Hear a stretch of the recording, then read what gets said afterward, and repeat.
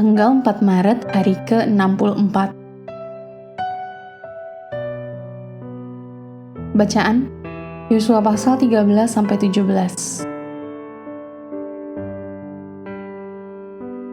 Bagian untuk 5 suku. Garis besar, penaklukan telah selesai, dan saatnya bagi suku-suku yang telah berjuang dengan gagah berani dalam kekuatan Tuhan untuk menerima sebagian tanah. Sebelumnya, Ruben, Gad, dan setengah suku Manasye telah meminta dan diberikan tanah di sebelah timur Sungai Yordan oleh Musa.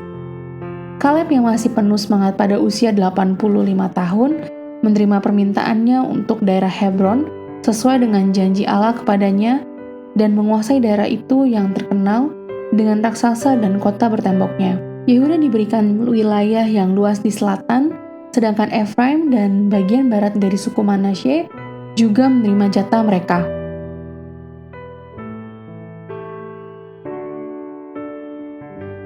Renungan Harian.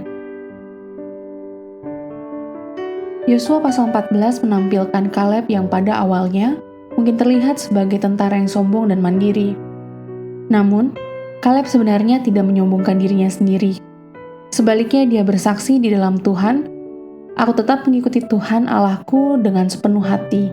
Jadi sekarang, sesungguhnya Tuhan telah memelihara hidupku seperti yang dijanjikannya. Kini sudah 45 tahun lamanya sejak diucapkan Tuhan firman itu kepada Musa." Lihat pasal 14 ayat 8 dan 10. Kaleb hanya mengungkapkan fakta yang sebenarnya. Renungkanlah bagaimana Anda dapat memberikan kesaksian tentang Tuhan dalam kehidupan Anda. Coba pikirkan cara bagaimana Tuhan telah menunjukkan kuasa-Nya dalam hidup Anda selama seminggu terakhir, dan berbagilah kepada teman atau orang yang Anda sayangi tentang hal itu hari ini.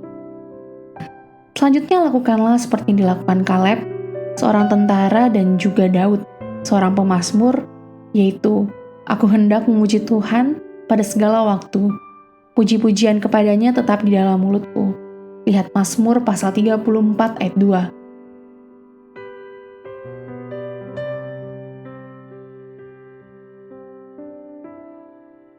Ketika kita benar-benar bersaksi, kita tidak berbicara tentang diri kita, tetapi tentang Kristus.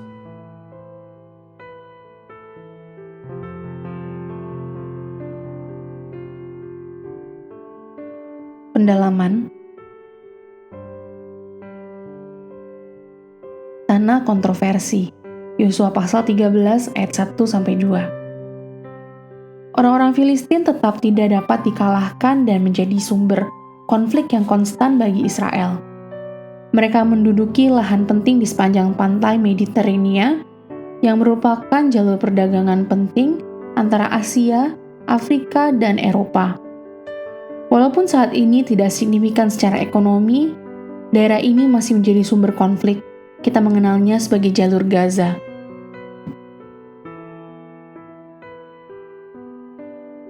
Penaklukan tidak lengkap. Yosua pasal 13 ayat 1 dan 13. Yosua pasal 13 ayat 1 dan 13 menunjukkan kelemahan Israel dalam menaklukkan seluruh tanah perjanjian. Namun, Hakim-Hakim pasal 3 ayat 1-2 mengaitkan daerah yang tak tertaklukkan dengan Tuhan, yang membiarkan beberapa musuh untuk tetap ada agar generasi penerus dapat mempelajari prinsip-prinsip perang dan iman kepada Allah.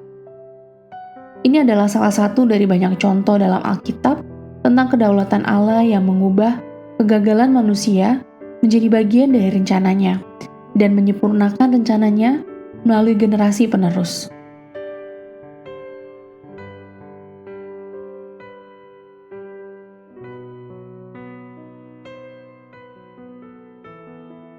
Demikian renungan hari ini.